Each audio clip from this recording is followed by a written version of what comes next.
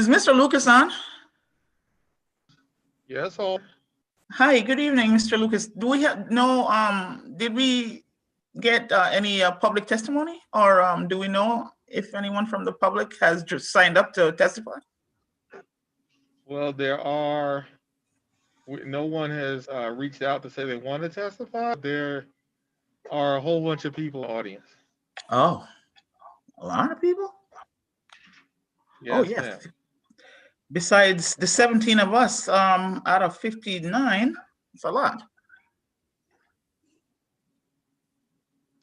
Looks like the whole fire union.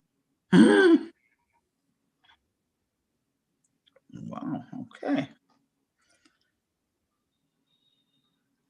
But I assume that they're not going to speak because all I see is local 825 up there. So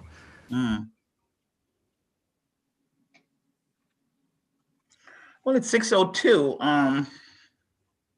well, we just remember those people speaking should have their name and photos up so the public knows who's speaking. Right.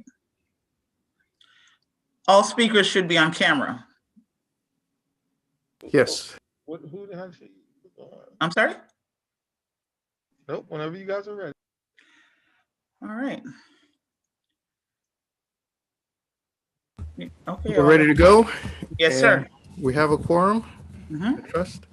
And I'll call the meeting to order.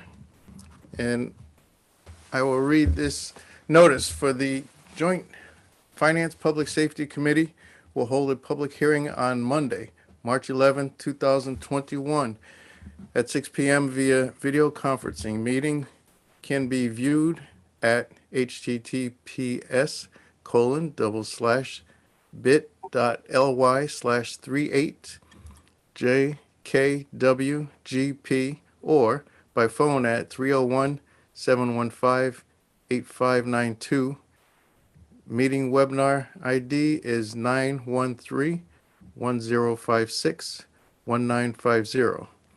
The phone password 5268-1197. The Joint Public Safety Finance Committee will hear the following item. LM 2019-0500. Order of the New Haven Board of Alders calling for a public hearing to discuss the staffing, heavy rescue, and vacation schedule agreement recently reached between the city and the New Haven Firefighters Union. This item is filed with the clerk and may be inspected at room 202, 200 Orange Street, New Haven, per order Honorable Yvette Hamilton and Gerald Antunes, co-chairs. Attest Michael Smart, city clerk. If you need a disability-related accommodation, please call 3 business days in advance, 946-8122-VOICE or 946-8582-TTY. Public may join the meeting and may send public comment to publictestimony@newhavenct.gov via video conference. Meeting can be viewed at https://bit.ly/38JKWGP or by phone at 301-715-8592. Meeting webinar ID 913-1056-1950. And the phone passcode is 5268-1197. First of all, I'd like to thank everyone for coming tonight. And we have to keep the time limit in mind as we all speak, because at 7 o'clock there's another meeting of the Public Safety or the Finance Committee. And for this meeting, we will first hear from the colleagues who sponsored the action first. Then we'll get the response from the fire chief. Then the rest of the joint committee will be allowed to ask 2 questions, being concise and germane to the topic, in an alternating order from the 2 committees. Then we'll hear from the public if there's any public testimonies. And then the committee will take any appropriate action before ending our committee meeting. I'd like to start off. I'm Gerald Antunes. I'm Chair of the Public Safety Committee, Alder of Ward 12, Quinnipiac Meadows. My Brian co-chair, Wingate, well, Brian Wingate, Vice Chair, Alderman Wingate, Ward 29, Beaver Hills. Alder Jose Crespo, Ward 16, Fairhaven.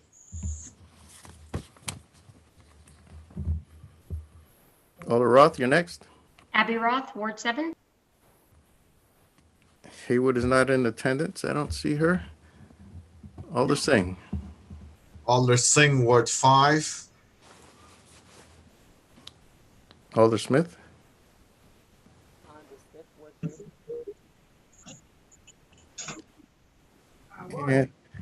And the Finance Committee, please, starting with the chair.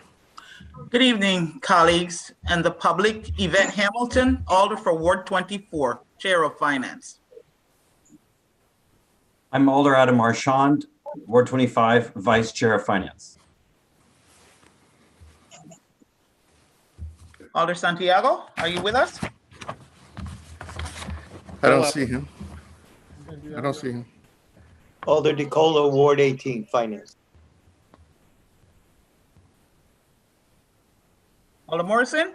Alder Morrison, Ward 22, Finance. Alder Walker Myers, Ward 23, Finance. Anna Festa, Ward 10, Finance. Richard Furlow, Ward 27, Finance. Alder Evelyn Rodriguez, Ward 4, Finance.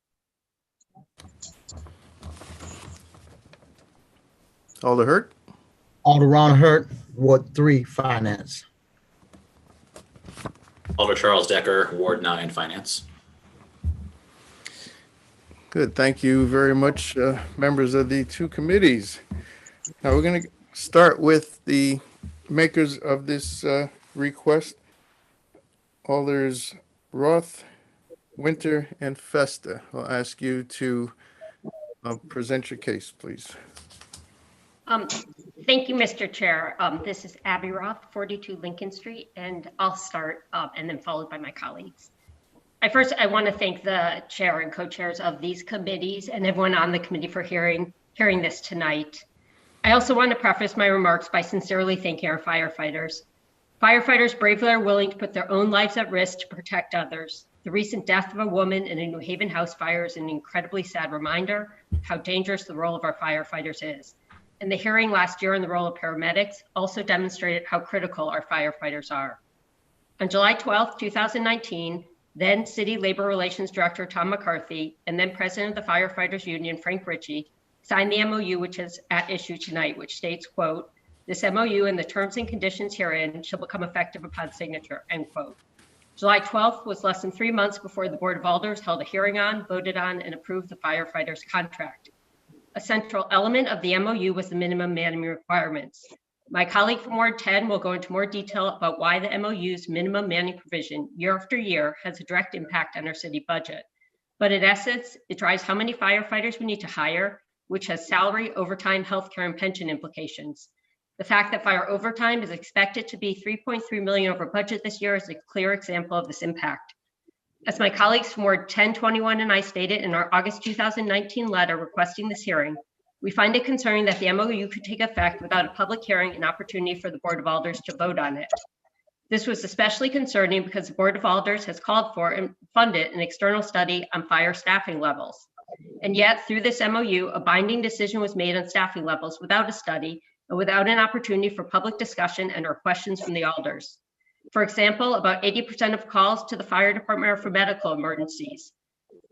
Is the MOU structured to respond in the safest and most fiscally responsible way, given the actual responsibilities of the fire department? While we did have a hearing last year on the paramedics provision, we never had an opportunity for a hearing and vote on the baseline 72 firefighters requirement, and if that past figure needs to be reevaluated. If Mr. McCarthy and Mr. Ritchie were here tonight, I would ask them why they included the minimum manning requirements in the MOU, which did not come before the Board of Alders, rather than include those elements in the contract provisions we were reviewing, holding public hearings on, and would have the opportunity to vote on. The MOU does state, quote, "If the MOU is adopted, then it shall be incorporated into the current successor collective bargaining agreement," end quote. If this phrase somehow means we technically approve the MOU when we approve the contract, then I have serious concerns with the process because we were presented with lots of documents and testimony about the fire contract and the changes that included it before we as a board voted on it. But the provisions of the MOU were never presented to us, and it was never stated that we had the authority to review and vote on the MOU's provisions. Those provisions should have been explicitly part of the firefighters contract this board reviewed, held a hearing on, and voted on. My colleagues from wards 21 and 10 will provide some additional thoughts. Thank you. Before we continue on with your colleagues, I'd just like to recognize Alder Santiago, Alder Sabin, Alder C. Rodriguez, and Alder Santana, who are also in attendance tonight.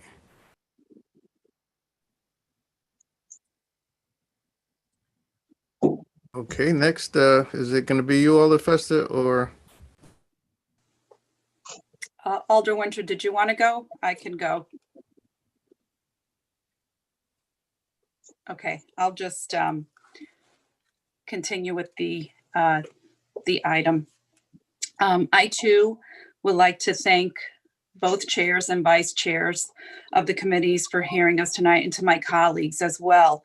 I do want to be clear that this is a communication that's almost 1.5 years old, so I don't want people to think that this is a recent communication. It's just we're having the meeting tonight, but it is an older communication. With that in mind, I too would like to recognize the fire department. My brother is a firefighter with the city of New Haven, lifelong residents of this city, and I can't appreciate them more than anyone else for allowing us to sleep at night. They do keep us safe.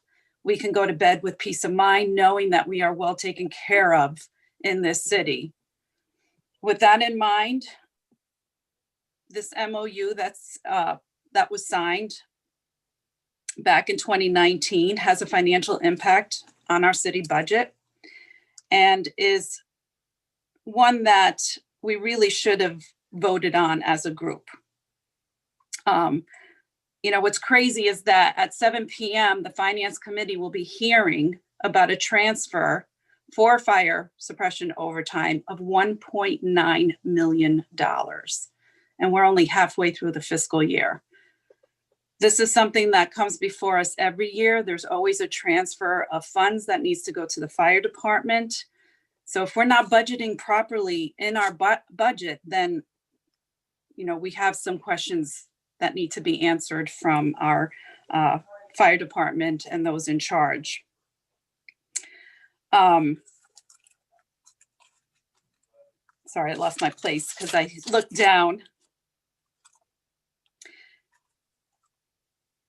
So with that in mind, you know, I cannot respect what was agreed upon in this MOU and possibly other MOUs that affect the residents of this city financially. As a board, it is our responsibility to be fiscally responsible. I was asked, what do you hope to accomplish with this workshop? For me, that is to have a transparent public process and to vote responsibly within our budget and finances, to be sure that any MOUs or other agreements are made public and brought forth before the legislative body. We are the legislative body. We are responsible for a lot that happens in the city, and most importantly, the finances.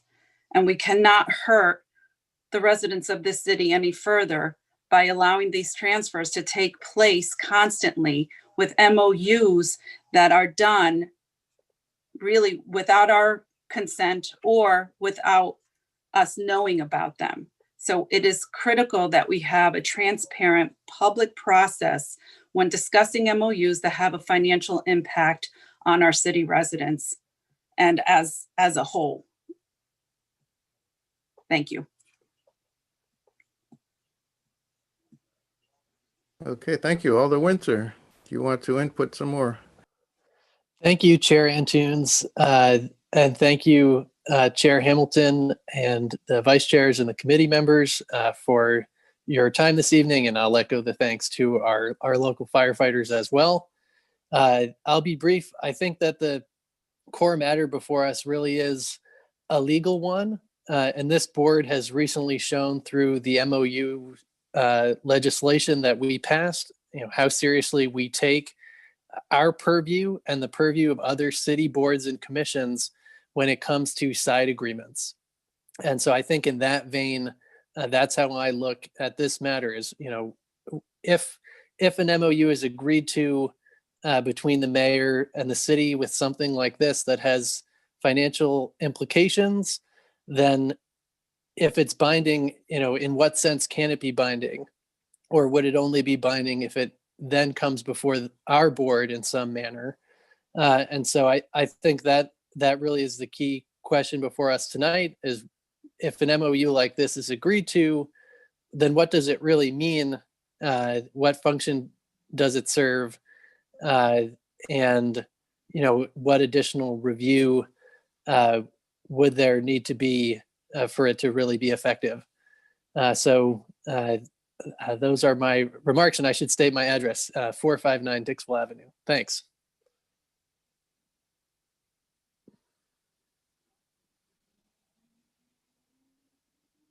Alder Hamilton, you're not coming through. Try your sounding.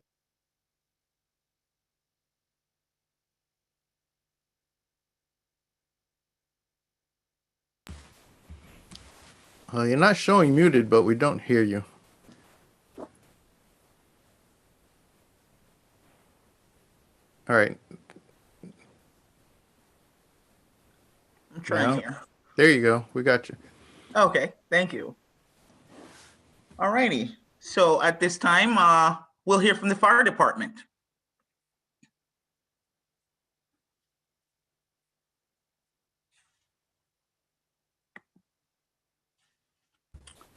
Good evening, Chief Austin. Name and address? Good evening. John Alston. I have to adjust my screens. I apologize. John Alston, 952 Grand Avenue, New Haven Fire Department. First of all, Happy New Year to you all. Respect to the Madam President, the Majority Leader, the chairs of both committees and vice chairs, and aldermanic members. I want to thank you for this opportunity to present information about the genesis and development and operation of the heavy rescue system. I do not have permission to share the screen yet. I don't know who's hosting the meeting. Have it. Good. Thank you very much, Mr. Lucas. I hear your voice right there. All right. Prior to my tenure in late 2015, 2016, the city of New Haven put in an application through the Aid to Firefighter grants for 95 radios and a heavy rescue unit. That was presented to this board. I need to find it. That was presented in a resolution to this board and was approved February 11th of 2016. It was prior to my tenure. I was pleased that it had been passed and accepted because one of my goals becoming the chief of the New Haven Fire Department was to implement some changes, not just in personnel, but in tactics, equipment, how we respond, greater accountability and safety for our firefighters, and also greater safety for our citizens. Having a background in special operations, having done that for more than 10 years directly as a firefighter, and then becoming a chief of special operations in the city of Jersey City, having responded to major incidents such as train derailments, boat fires, high-rise fires, and also massive house fires. I recognize the potential here, the fire potential here and danger in the New Haven Fire Department, and sought to address that by developing not just a heavy rescue, but to develop a special operations command. That's something I've been speaking about and preaching about since I've been here. With that resolution came a time limit for that rig to be purchased and built. So we were on the clock even before I got here. Once I got here, we went through the process of not only designing that rig, but attempting to put it into service. When we went to put it into service, I believe it was November of 2018, we were still in the process of trying to negotiate with the union. One thing that is unique about the New Haven Fire Department that is very rare in our business is specifically in the contract. It states the type of equipment I can put on the street, the number of people that can ride it, and the number of companies, and that is written into the contract. A contract by which, by the way, has been approved since 2007. The city of New Haven has had a minimum staffing of 72. We saw negotiating the MOU for staffing not only to get the rescue done, but to address other staffing issues such as vacations, and also putting a third paramedic unit at the Dixwell station. I know the public safety committee members are on. I've been talking about that for a few years now because we were literally running our folks into the ground. We had 2 paramedic units that were crisscrossing the city, doing almost in excess of 6,000 runs a year, and one over 7,000 a year. So the MOU wasn't just about the rescue. It was to address getting that staffed, getting it built, purchased, and staffed, but also, which I had to negotiate with the union anyway. But it was also to address future concerns, possibly moving towards paramedic engines and reducing our staffing from 72 to 69. This was the first time that was being discussed in almost 11 years, seriously being discussed in 11 years. And so that document had to be done. It started to impact us talking about the contract because there is very specific contractual language about the paramedic stipend, which is also in that MOU. It is also language in there about limiting the number of officers who can take off. What I do every Tuesday and Wednesday is I look at the overtime based on rank and usage to see what's driving our overtime based on the officer position and number of vacancies that we have. I'm not even going to impact it with COVID. I'm going to save COVID for a little bit. What we looked at were making sure we know that overtime goes down when we have active lists that we can pick from and fill vacancies. We have an active firefighter roster or persons in the academy, which I started putting anywhere from 25 to 30 folks in the academy every year to keep up with our attrition rate. When we do that, our overtime goes down. We were not able to do that this year because no one was able to run an academy due to the virus. But we also had testing for positions, and of course, testing was being held up due to the virus as well. So we have vacancies in the lieutenant position. We had a vacancy in the deputy chief's position. We were able to fill that about a week ago. We are still waiting for the results of the lieutenant's exam, which means we are starting to hire some of the same folks to fill those vacancies, and that's what triggers Garcia. Can you see that document? Was the heavy rescue document up?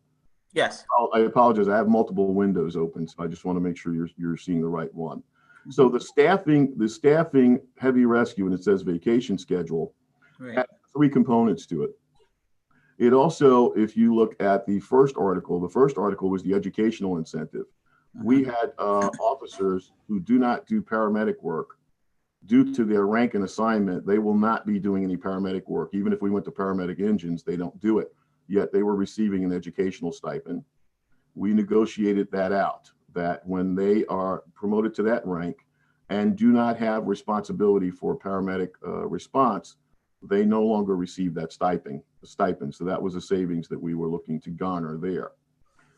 When you look at the next article, Article 37.1, that is direct contractual language that we had to address because we couldn't even put the rescue on the street unless we negotiated with Local 825.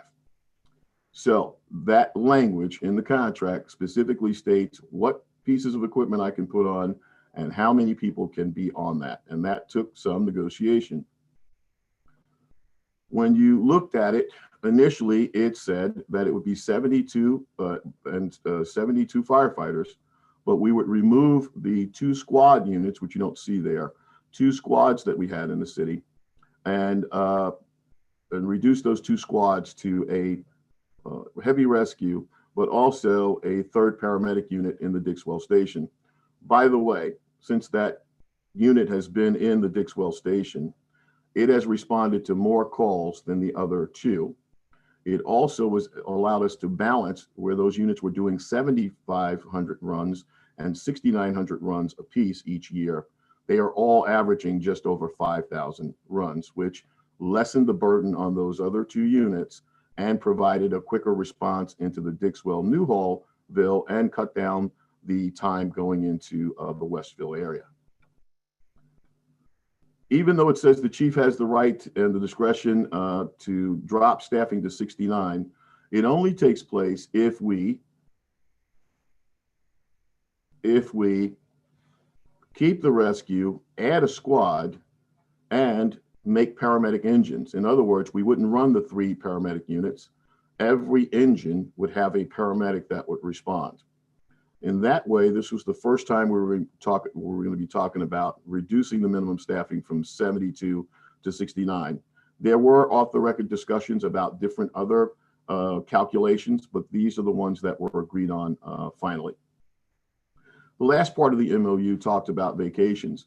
What would happen is we would have our senior members who were officers taking vacation at the same time of the year. Obviously, we know that there are popular times when you take vacation. What we did was we negotiated the number of officers that can take off at any one time, and we reduced the number to 12. I think it's either 12 or 14. I apologize. I probably need to increase the size of this document for me. But basically, the language, and I'm paraphrasing, we would only allow 1 white shirt, 1 chief officer off at one time, only 2 captains off at one time. I'm sorry, only 2 captains off at one time, and only 4 lieutenants at one time. This was to give us savings so that we weren't paying officer vacations, pulling from other officers for overtime, and increasing our Garcia payment. And it also trickled down, pardon the term, trickled down to the number of privates, the number of firefighters that could take off per day, per division. Our struggle with that this year, though, was with COVID, because many persons picked their vacations and then realized they weren't going anywhere, attempted to move their vacations, and some were successful, some were not. The new software that we're going to be talking about at the end of my presentation will be able to track that for us and be able to assist us in making sure that the proper number of folks are taking off at the right time. The right persons, based on their classifications and their skill set, will be hired for overtime. And it will be a predictive tool for us in management that we can balance those skill sets and qualifications across all divisions. Now, I don't want to belabor because I know it's going to be a long night. I just want to address some of the points that I heard earlier. One was that I heard that our budget was projected to be $3.3 million over in terms of the overtime. What I have been saying since I've been here, since you hired me, is that our overtime is higher than $2.1 million. If no firefighter were injured or sick, just on contractual obligations alone, covering vacations and earned personal days, we were still looking at anywhere from $3.3 to $3.5 million. You have had budget transfers since before the MOU. You will have budget transfers, unfortunately, after the MOU and ongoing until we address an accurate number of what it costs on overtime for the New Haven Fire Department. Prior to you hiring me, I'd done a study on the department. I had projected $65,000 on a good year. That's with no large incidents and, we call it fair weather, that not too many injuries, not too many people booking off sick. $65,000 per week. It would have gone to about $3.3 to $3.4 million, I believe. What we are projecting out now with this new budget transfer is based on the impact of not only COVID, but the impact of us placing our people off to stop community spread. If a firefighter is symptomatic, or we find out that a firefighter in a particular house is positive, we have to place those members off duty. We have to we have to quarantine them. We have to test them. We have to do contact tracing, and God forbid if they're infected, treat them so that they are not taking this virus home to their families or spreading it to the community. That is the only way that we can do it. And our model works. I'm very proud of the work that my team did. We met in February. I tell this story all the time. We met in February and played what if. What if we lost one entire house? What if we lost one rig? What if we lost 25% of our workforce? In other words, one division. What would that look like? What equipment would we need to purchase to ensure that our members would be safe and that we could decontaminate our firehouses? We have protocols in place. We are decontaminating our folks, not only after they go on runs that we know the people are COVID positive. Our firefighters are going into homes where we know people are COVID positive. The way that they're able to do that is for us to properly train them, properly outfit them, make sure they're part of a team, limit the number of them that are being exposed to that person, but also making sure we decontaminate them and disinfect them when they come out, not only them, but their rigs as well. And should one member test positive or be symptomatic, we place them off, we stop community spread, we shut that house down, we hire overtime, and we clean that house and restaff it so that we can continue to provide services to the citizens of New Haven. I'll jump into the presentation because I believe I'll start repeating myself, and I don't want to do that. And so if you look at us multi-year, these are the types of runs that we've been going on.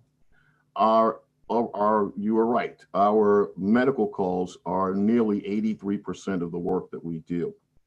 We are one of the few departments that provide the highest level of emergency medical care because that's what our system demands. Our system demands that we provide emergency medical services to folks who have limited access or may not have insurance because or limited insurance. We are responding to those types of calls, and those calls have increased not only with COVID, but it is also has been a trend nationwide. There was mention of a $70,000 for a survey. I spoke on this both with the Public Safety Committee and also the Finance Committee. $70,000 was not enough to do a study of the police department and fire department, and that's what was allocated. In fact, the lowest quote I got for the fire service was north of $90,000, and that was just for our department. So we had to find creative ways to get a staffing analysis and response analysis that would also balance community risk reduction. It would identify what our risks would be. We are onboarding that currently. That was the NFORS, National Fire Operations Response System.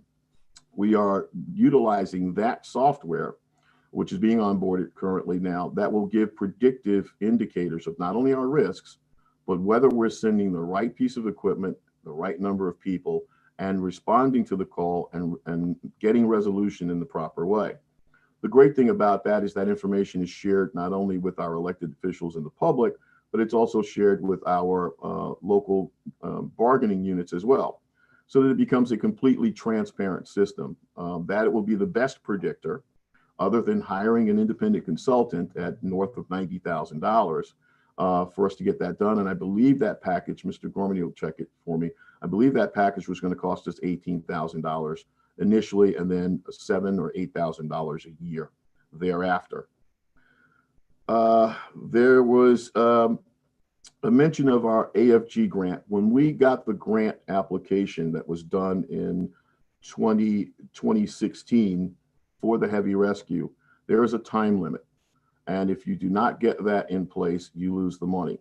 But not only do you lose the money, even after you started to order this piece of equipment, so the city would have been on the hook for it.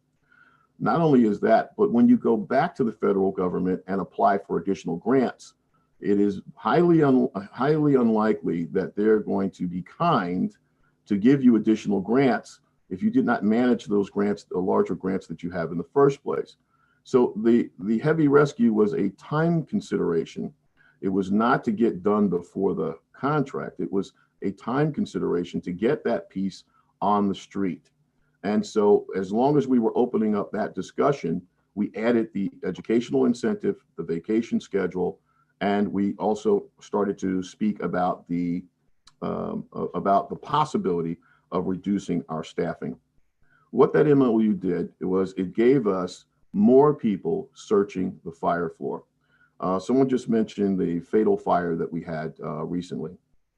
And I take all of those personally. After 35 years in this business, I can still remember every victim and every rescue, the triumphs and the challenges. And I know that my firefighters feel that same way. The difference in having switching from a squad concept to a heavy rescue is instead of having 3 to 4 people searching the fire in the first 4 to 5 minutes, I have 7 people searching the fire. I have 7 people searching 2 floors simultaneously, aggressively, so that we can get victims. The story that didn't come out was that 3 people were removed prior to our fire victim, and they were removed by the rescue company in the first arriving engine, which is the concept that we've been pushing and putting into place. So with the potential to reduce the minimum staffing, addressing our vacation, and addressing the educational incentive, the MOU was the best possible vehicle for us to get that done. When we look at our multi-year responses and then we look at the year 2020, you will see how each of our units is broken down into the types of calls that they're going to. And again, it is heavy on the EMS side. So these are the contributing factors to our overtime. But before I go further, I think since we're talking about the heavy rescue, I'll stop there. I think it might be more prudent to answer those questions before we move into the contributing factors and the overtime, if that makes sense to you, Madam Chair. Yes, sir. We have to bear in mind the fact that we are on a time limit. We have another meeting after this, and we have a lot of people to go. So let's continue, please. Okay, so I'll pause there. If there are any questions or comments about the heavy rescue, how it came to be, I hope I answered most of that, and I believe there may be some other items in the additional presentation. Okay. Alders Festa, Roth, and Winter. Do you have a follow-up for Chief Austin before we go into the group?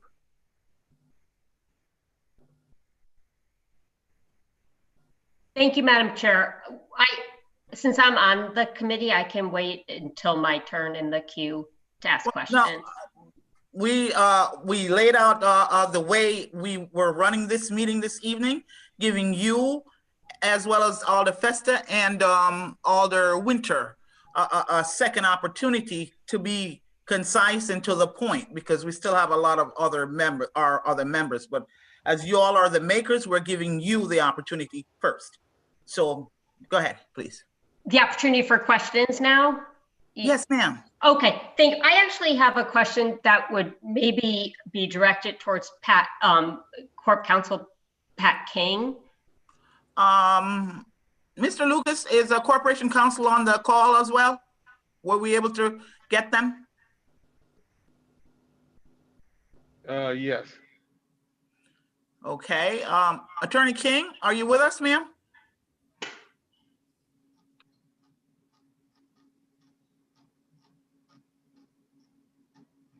This is a little different from the day-to-day meetings that we have. So just, I had Let me try to unmute. Can you hear me now? I'm sorry.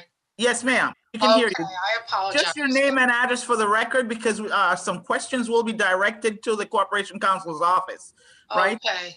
Name and address for the record, please. Yes, Patricia King, 32 Vista Terrace in New Haven. Thank you. Alder Roth, go ahead, ma'am.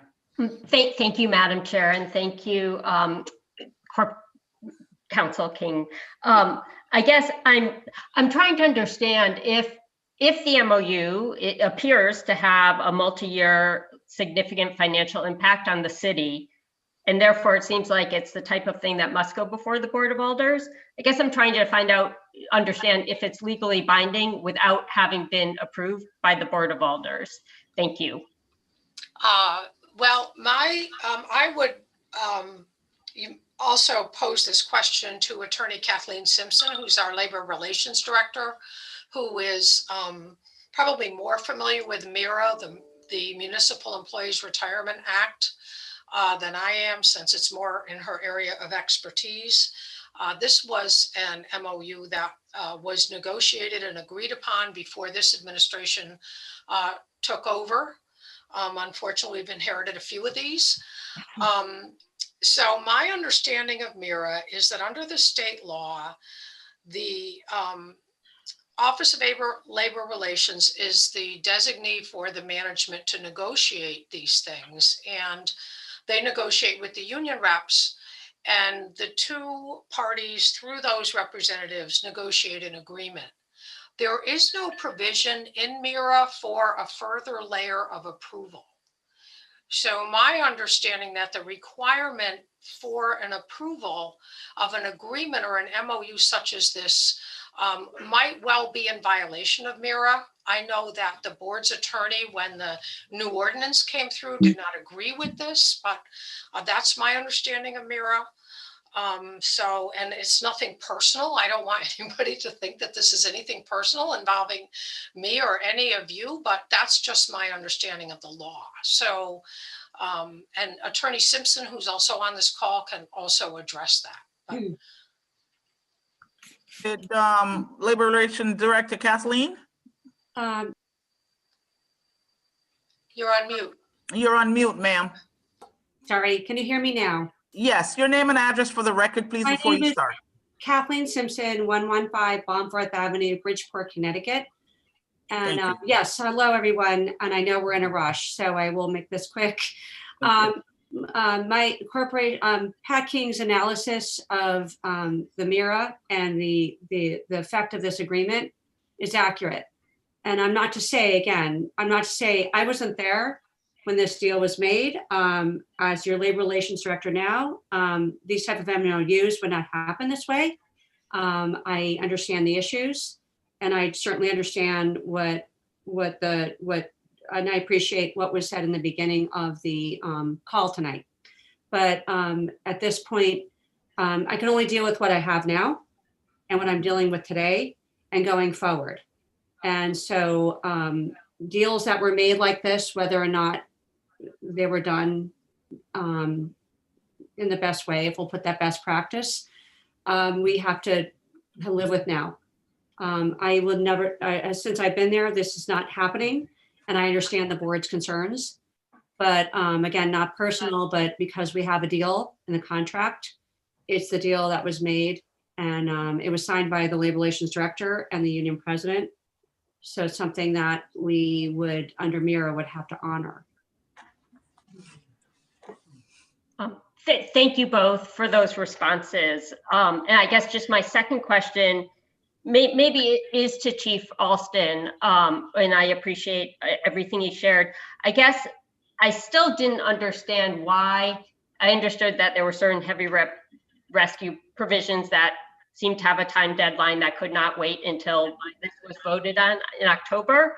But then I don't understand why certain other elements were just tacked on. I think he said it was just convenient, but we were reviewing a full contract of the fire department for the firefighters union. I don't understand why there wasn't a pause and those weren't included in what went before this board.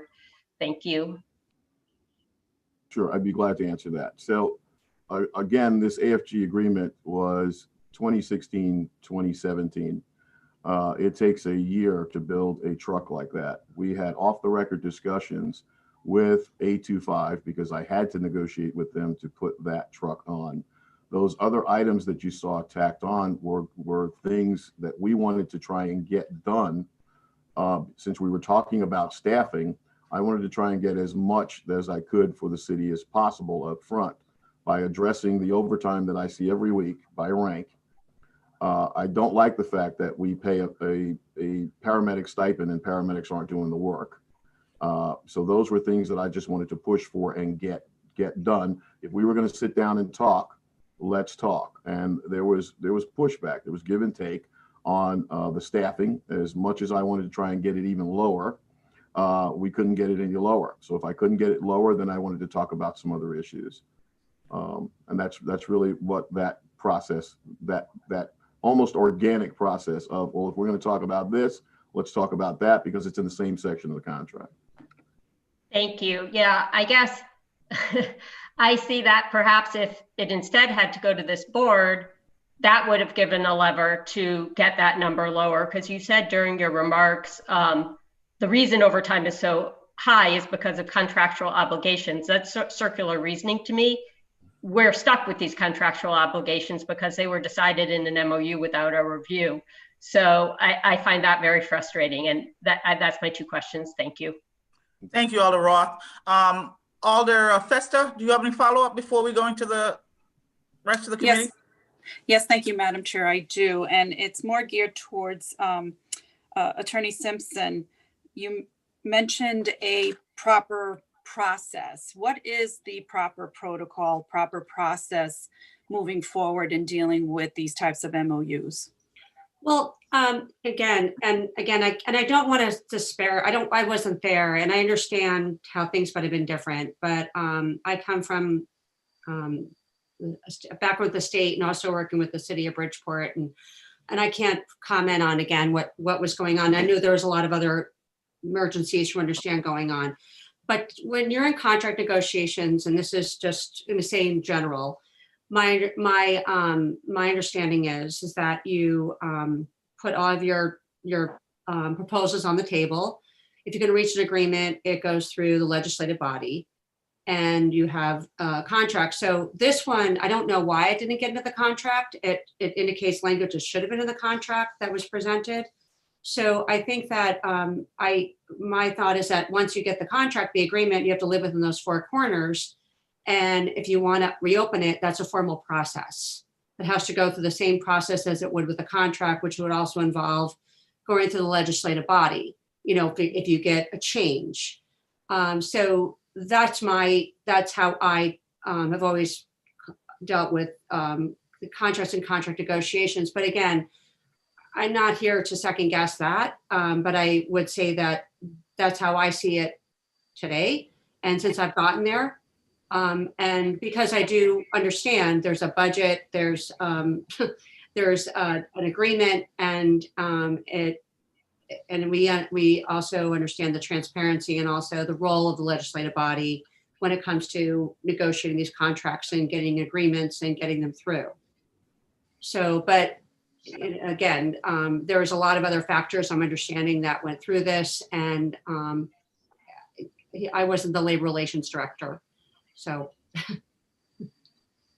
I appreciate that. And sorry.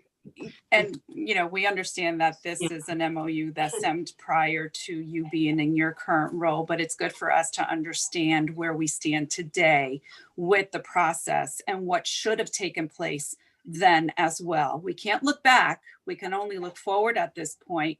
But the other thing is, can we reopen this MOU and renegotiate it or whatever takes place, particularly because it sounds like it might be in violation of MIRA? It would be, yes, because it is now. And again, once the parties make a deal, whether, you know, it's signed by the labor relations director, which is a representative of the city, and that the union president, it has to be, it is a binding agreement. And when that agreement's binding, it is considered something that under MIRA that we have to abide by. To reopen something would take the parties both agreeing to go back to the table and to reopen it. And I mean, parties can ask and you can try that process. And there's sometimes good reason to reopen a contract for a number of reasons, or go to reopen an MOU. And so your answer to the question in the short, in my opinion, it would be a violation of MIRA to now repudiate this agreement, if you will, reject it. And there also may be good reasons not to, from what my understanding is of the grant that's tied into it now too. And that's probably another 3-hour discussion about grants and things. So I know you're tight for time, so. Thank you. I appreciate it. Those were my 2 questions. I have additional ones, but I will yield to my colleagues. Thank you, Madam Chair. Thank you, Alder Festa. Now, we will go into the committee members, starting with Alder Adam Marchand. A point of order, Madam Chair, did Alder Alder Winter. Winter have questions? Oh, I'm sorry, I apologize. Yes, Alder Winter. I forgot about you. You're so quiet. Thank you you, have a Madam Chair. statement? Go right ahead. Just one question, because I want to get to the committee. Right. For Corporation Counsel, under our charter or under any other legal framework, does our board have any legal recourse with multi-year financial ramifications that are agreed to in a side agreement? Or is it's just something that we would have to live with? I think because the agreement had already been made, there isn't really anything you can do about this one. We have the regular contract provisions for multi-year contracts prior to approval, or contracts over $100,000 that are in the ordinances. But other than that, in this particular instance, I think that, as Attorney Simpson indicated, to reject this MOU at this point or repudiate it would pose a number of problems. Thank you. Thank you, Madam Chair. I'll yield to the committees. Okay, thank you. Just a point of clarification, it's now 6:52. And we had in our posting the regular finance meeting to start at 7 o'clock, which, as we can see by the time frame and the number of colleagues that have not spoken yet, that's not going to happen. So we're asking indulgence of about 30 minutes to continue this meeting. All right, and we'll start with Alder Marchand. Do you have questions? 2 questions only from any colleague for the fire department. Thank you, Madam Chair. In consideration of the time constraints and the central purpose of this resolution, which is to call for a public hearing, I don't have any questions at this time and urge colleagues instead to move as quickly as possible so we can get to the public. Thank you, Madam Chair. Thank you, sir. Alder Wingate, Vice Chair Wingate. Thank you, Madam Chair. I'll also support just moving forward. Thank you. Very good. Alder Ernie Santiago, do you have questions for the fire department, sir? No questions at this time, Madam Chair. Thank you. Thank you. Alder Crespo? Alder Jose Crespo, are you still with us? I'm still here. Not at this time, Madam Chair. No further questions. Thank you. Alder DeCola? No questions at this time. Thank you. Alder Roth, you already went. Alder Haywood, is she on the call? No, I didn't see her, Madam Chair. Okay. Alder Jeanette Morrison? No questions at this time, Madam Chair. Thank you. All righty. Alder Singh. Alder Campton Singh. No question this time, Madam Chair. Thank you. Thank you, sir. Alder Walker Myers. No questions at this time, Madam Chair, because I know sorry, MOUs, Alder Walker Myers. negotiations, contracts You're actually work, and we are ready to the step to close the loop. I mean, did you hear me or are you there? Hello? Madam Chair? Well, just keep going. Your voice went totally robotic there for a little minute. Okay, so can you hear me now? Yes, much better. Okay, I'm gonna sum this up really quick. Thank you, Madam Chair. I have no questions because I know how contracts work, MOUs, negotiations, and all of those things, and we already took a step to close the loophole around the MOUs going forward. Thank you. Thank you, ma'am. Alder Honda Smith. No questions at this time, Madam Chair. Thank you. Thank you so much, ma'am. Alder Furlow.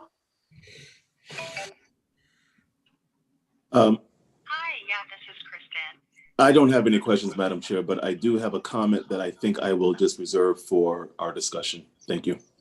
Thank you, sir. Alder Evelyn Rodriguez. Thank you, Madam Chair. Taking into account all of the input and the information given by the attorneys, I have no questions at this time. Thank you. Thank you, ma'am. Alder Ron Hurt. Madam Chair, thank you. I have no questions at this time. Excellent. Alder Charles Decker. I have no questions. Thank you, Madam Chair. Excellent. All right. At this point, Chief Austin, do you have other information that you were planning to share with us? Or can I go into the public testimony? We can go to the public. I'm fine with that, ma'am. Okay. Mr. Lucas, do we have folks from the public that has signed up to testify this evening, sir? Yes, I'm bringing Mr. Sir Filippi in, and All Mr. right. Cannon has his hand raised next. Mr. Sir Filippi has his hand raised. Filippi should be popping in. He's in. Good evening, Mr. Sir Filippi. Are you there? Good evening, Mr. Sir Filippi. You need to take yourself off mute. Point of order, Madam Chair. I recall your co-chair asking me to keep time, but I'm about to, you need yeah. to announce what that is. Okay. Yes, yes, indeed. Mr. Sir Filippi, can you hear me? Yes, I can hear you, Ms. Hamilton. Can you hear me? Yes, I can now. Good Nice evening. to see you and Happy New Year. Happy New Year to you and mom and the family. First of all, because of the time restraint that we're in, every person from the public that will be giving public testimony, we're limiting them to 2 minutes. Ooh, 2 minutes. I'm going to have to talk real fast. Yes, indeed. So start with your name and address, please. Dennis Sir Filippi, 223 Alden Avenue, New Haven, Connecticut, 06511. All right, Alder Marchand, we're asking you to keep time, please. Go ahead, sir. Okay, this MOU in the 2019 contract is the penultimate fleecing of the New Haven taxpayers by the New Haven Fire Department management. And I do stress NHFD management. And the Board of Alders, then and now, and Mayor Harp were and remain complicit in this scam. You see, 2 years into this contract, which will cost the city $250 million over 6 years, the New Haven Fire Department and Mayor Ellerker's administration refused to release the financial projections and assumptions, which I remind you promised to save the New Haven taxpayers millions of dollars. Instead, this contract has cost the city millions of dollars, as I projected it would. Meanwhile, Messier Ritchie has retired with a $400,000 annuity.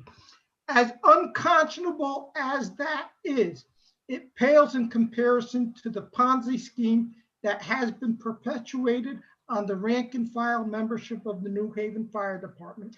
You see, the pension funds are grossly underfunded, and the assumptions used to make the ARC contributions each year ensure that the pension funds become more underfunded by $10 million per year. The reality is that there will be no pensions for the youngest fire department members. 30 seconds. Mr. Ritchie will get his pension and his annuity. The rest of the members will not. That is why Vice President of the union, now President Pat Cannon, is trying to put $150 million of pension obligation bonds on the back of the New Haven taxpayers. The lawyers here have said that there is nothing that could be done about this. I would submit to you that from what I understand, everybody in the background knew what was going on with this contract. It was a scam. It was. Please wrap it up, sir. I would submit to you that you need a criminal investigation as to why Mayor Harp and the union membership did this behind closed doors. And I thank you for your testimony. You're on mute. You're on mute. You're on mute, Ms. Hamilton. All right, I'll take over until she gets back. All right, there, right. Can you hear me now? I can hear you. Were you able to hear me? Yes, I was. And I thank you for your testimony. I thank you, and I look forward to the criminal investigation. Thank you, sir. Next person on our list for public testimony, Mr. Lucas. Next up, I'm sorry? you want me to bring next person? Yes, next person on the list, Al. He is in, Mr. Patrick Cannon. Mr. Cannon, good evening. Name and address for the record, sir. Good evening. Patrick Cannon, 350 Ferry Street, New Haven, Connecticut. First of all, I'd like to introduce myself as the president of Local 825, not the vice president. Mr. Flippy is basically a misinformation. He always has been. I do not want to waste my 2 minutes on Mr. Sarah Flippy. I did not come here for him. I will one more. Mr. Sarah Flippy operates a two-family house over there, and I know that he's very upset that his rental income is not proportionate to the taxes that he pays. So regardless of that, I want to give a shout out to my chief, who I thought was great. We are very blessed in New Haven to have Chief Alston to guide you with the truth rather than Mr. Sarah Flippy. I am very disheartened by a lot of the language I heard tonight coming from some of the alders. I know most of the alders, and if you don't know me, I've worked on a lot of your campaigns. I've been out there with you. I've been fair with everybody. To hear that this was a side agreement, a left out of, this was not. I've made myself purposely available to several alders throughout these last several years to answer any questions, whether it related to contract, pension, union. I have several issues that will take more than 2 minutes. I am very, very displeased to understand that my fellow union members that are Board of Alders would not 30 seconds. respect Mara, especially against the advice of two lawyers, distinguished Pat King and distinguished Labor Director Kathleen Simpson.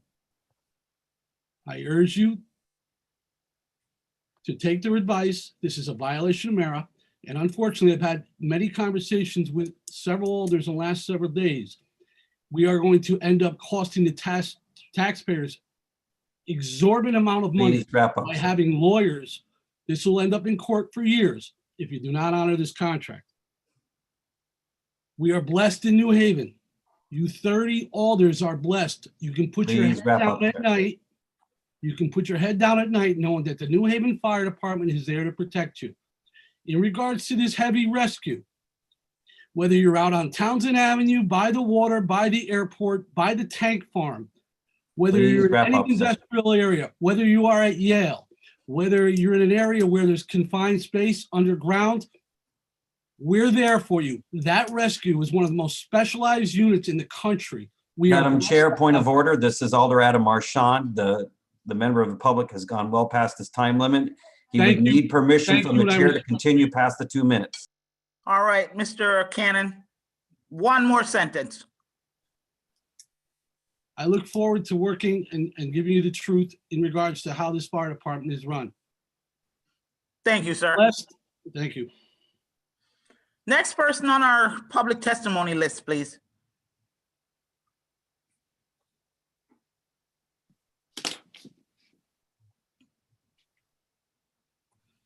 Hello, can you hear me? Yes, Mr. Daniel Delaprete. Delpreet, yes, ma'am. Delprete.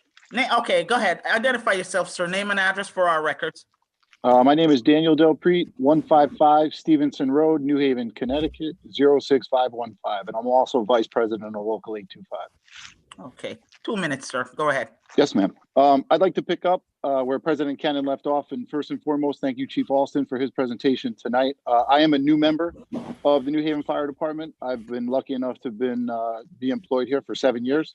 I started with the new contract, so I'm one of the members that Mr. Sarah Flippy referenced with not being able to get a pension. And I would like to talk about some of the good things we're doing. Every day we show up, 72 of us, 24 hours a day, 365 days a year to provide the services referenced by Chief Alston and Mr. Sarah Flippy in this contract. We're here. I'm here. I'm a father. I have 7 young children. Every day I go to work, I do everything that's asked of us. Chief Alston referenced the COVID impact and everything. There wasn't a single day that any piece of apparatus that was approved in that contract was off duty. didn't do what's expected of us, didn't do what is contractually, expected of us as well. So I would just like to say too, that I appreciate the labor director and corp counsel explaining and backing up the fact that this is an agreed upon situation. Pat and I are here every day as well, working as representatives for Local 825. We're in this together for everybody. The citizens rely on us and our members rely on us. So the fact that it's a binding agreement and everything else, there's things that can be worked on both sides of the aisle, but I do want everyone to know that it is a new day. There is new leadership associated with Local 825, and Pat being a 20-year vet, myself being a 7-year veteran, there's a lot of diversity, both in age, demographic, resident, everything that's here. And, unlike Mr. Seraflippi's comments, I won't take them personal, but, Pat and I are working day in and day out along with Chief Alston to give this city what it deserves. And that's the best possible coverage. And just keep in mind, there's Route 15, there's Route 95, there's Route 91, there's Route 34 connector, the Long Island Sound, the harbor, the train, the airport. It's not a cookie cutter place. New Haven is beautiful. It's amazing. It's large, and it does. Yes, sir. It does a lot, and there's a lot that it needs, and there's a lot that we're doing. And we've diversified our department, what we offer, how we offer, and what we do. And that's our commitment, and that's what we're pushing every day to do, and to cover the needs and the expectations of the residents and everyone else. And at that point, thank you, good night, and Pat and I are always available. Thank you, sir. Next person on our list for public testimony. We have no other hands raised at the time, Madam Chair. No one else? All right, I will make the announcement. Is there anyone else from the public that would like to speak on this item? Anyone else from the public that would like to speak on the item before us this evening? And for a third time, anyone else from the public that would like to speak on this item at this time? Hearing none? Madam Chair, please move to close the public portion. Second. Discussion?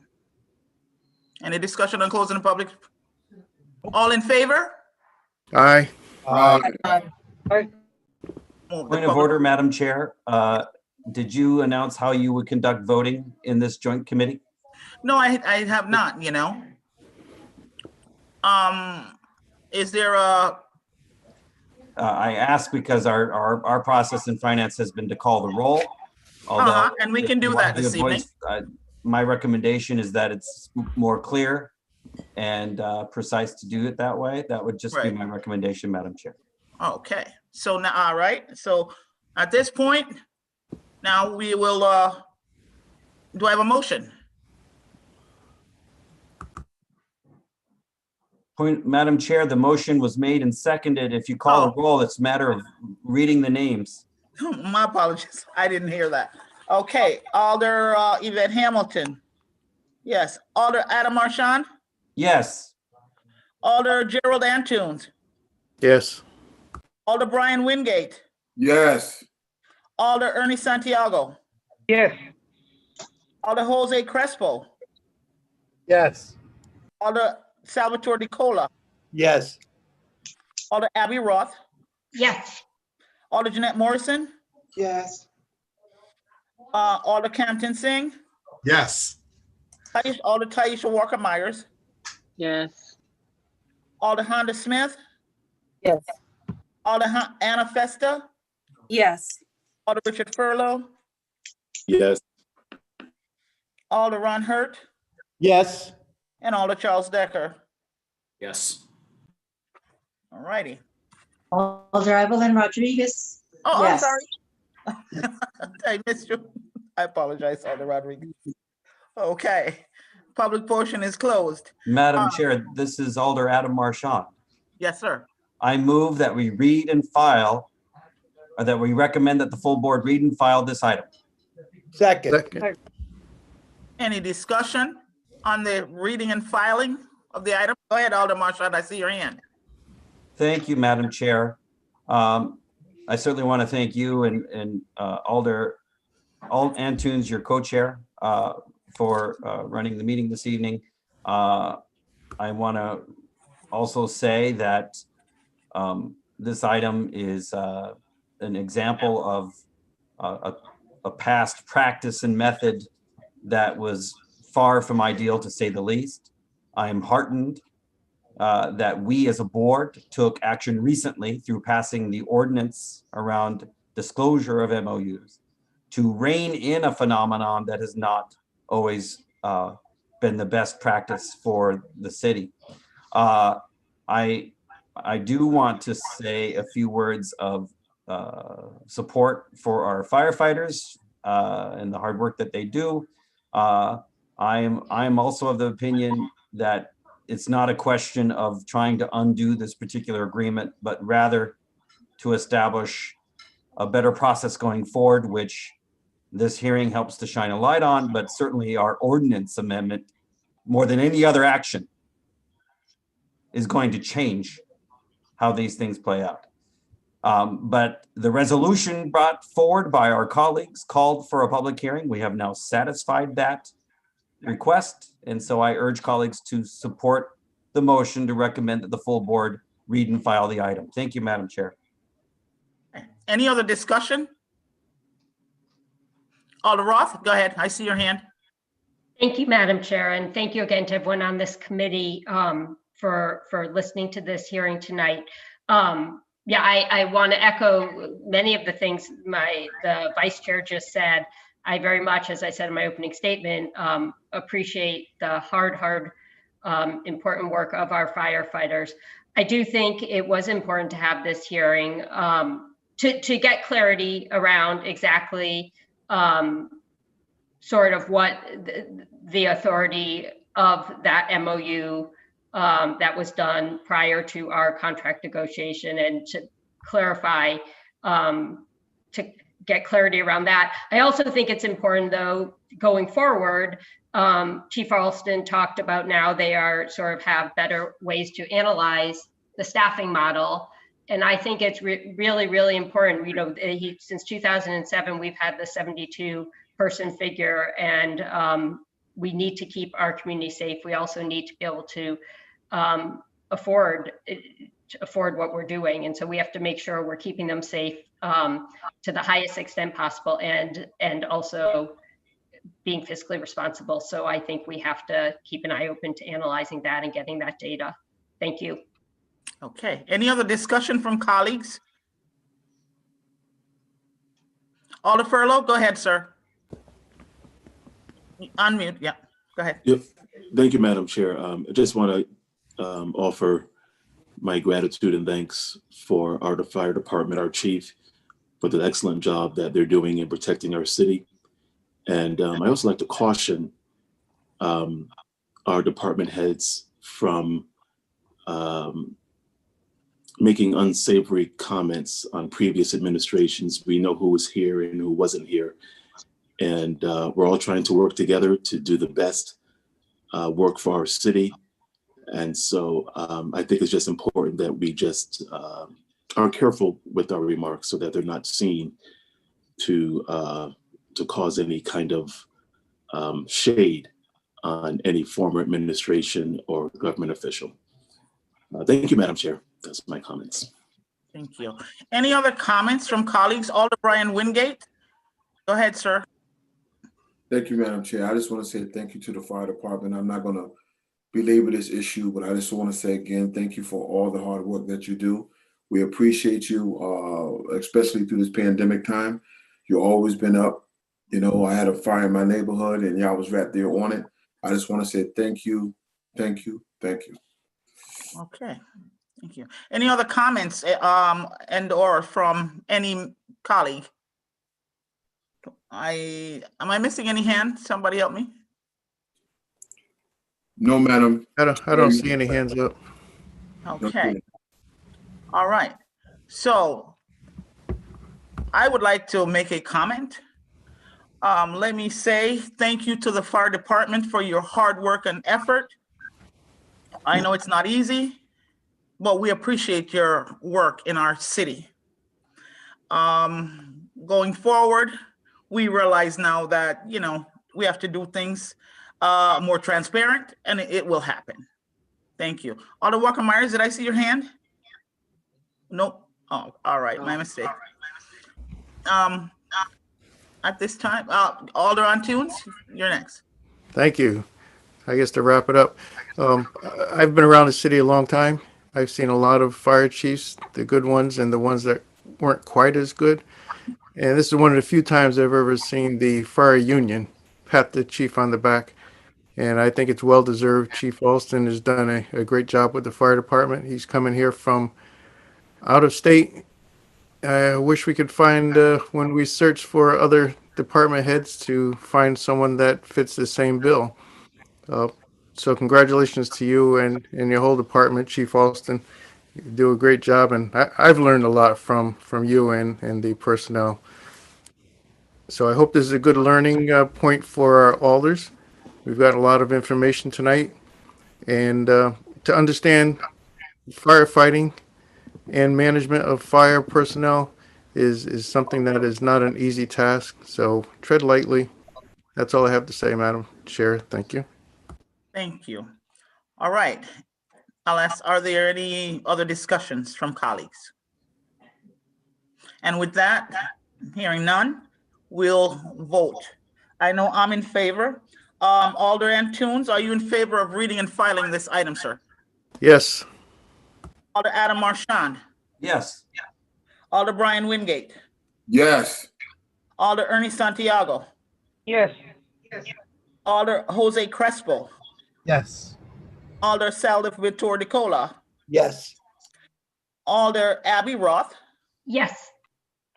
Alder Jeanette Morrison. Yes. Alder Campton Singh. Yes. Alder Taisha Walker Myers. Yes. Alder Honda Smith. Yes. Alder Anna Festa. Yes. Alder Richard Furlow.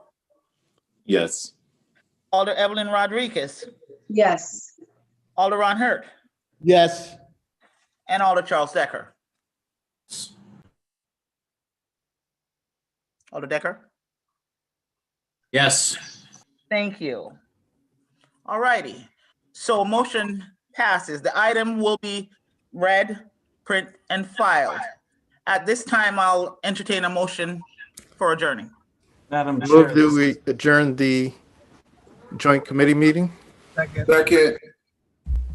All in favor of adjourning the Joint Finance Public Safety Committee meeting, say aye.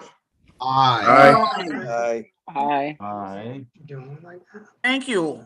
We are adjourned from the Joint